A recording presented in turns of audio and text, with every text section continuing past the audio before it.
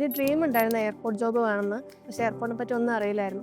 After P4 join ചെയ്ത ശേഷമാണ് airport എന്താണ്, എന്തൊക്കെ ഓപ്പറേഷൻ നടക്കുന്നുണ്ടെന്ന് മനസ്സിലായിട്ടുണ്ടായിരുന്നത്. ഹായ്, എൻ്റെ പേര് വിജിത. ഞാനിവിടെ P4 അക്കാഡമിയിൽ diploma in airport management student ആണ്. ഞാനിപ്പോൾ കൊച്ചി ഇൻ്റർനാഷണൽ എയർപോർട്ടിൽ വർക്ക് ചെയ്യുന്നു. ഫസ്റ്റ് ഓഫ് ഓൾ എനിക്ക് എയർപോർട്ടിനെ പറ്റി ഒന്നും അറിയില്ലായിരുന്നു.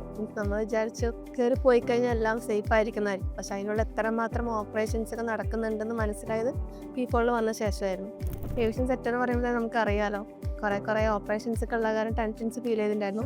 പക്ഷേ മെയിൻലി പറയുകയാണെങ്കിൽ തന്നെ ഇവിടുത്തെ എൻ്റെ ഫാക്കൽറ്റി ആയിട്ടുള്ള നിഷാഖ് സാറാണ്. സാർ നല്ലോണം ഹെൽപ്പ് ചെയ്തിട്ടുണ്ട്. ഇപ്പോൾ നമ്മളെന്തെങ്കിലും ബാക്ക്വേർഡായിട്ട് നിൽക്കുകയാണെങ്കിൽ കൂടി സാർ നമ്മൾ പുഷ് ചെയ്തിട്ട് ഇൻ്റർവ്യൂവിന് പോകാൻ പറഞ്ഞിട്ടുണ്ട്. സോ അങ്ങനെ തന്നെ ഒരു ഇൻ്റർവ്യൂ പോയിട്ടാണ് പ്ലേസ്ഡ് ആയിരിക്കുന്നത്. വർക്കിംഗ് ഡേയ്സിൽ ഫസ്റ്റ് ഓഫ് ഓൾ വരുന്നത് നമ്മുടെ സെൽഫ് ഇൻട്രോയിലായിരുന്നു. സോ നമുക്ക് വല്ല മിസ്റ്റേക്സ് ഒക്കെ ഉണ്ടെങ്കിൽ അവർ പറഞ്ഞുതരും. അതേപോലെ തന്നെ നമ്മുടെ CVസിൻ്റെ കാര്യങ്ങൾ, CVയിൽ എന്തെങ്കിലും മിസ്റ്റേക്ക് ഉണ്ടെങ്കിൽ പിന്നെ എങ്ങനെയൊക്കെയാണ് ഇൻ്റർവ്യൂസ് ക്രാക്ക് ചെയ്യേണ്ടത് എന്നുള്ള കാര്യങ്ങളൊക്കെ പറഞ്ഞു തന്നിട്ടുണ്ട്.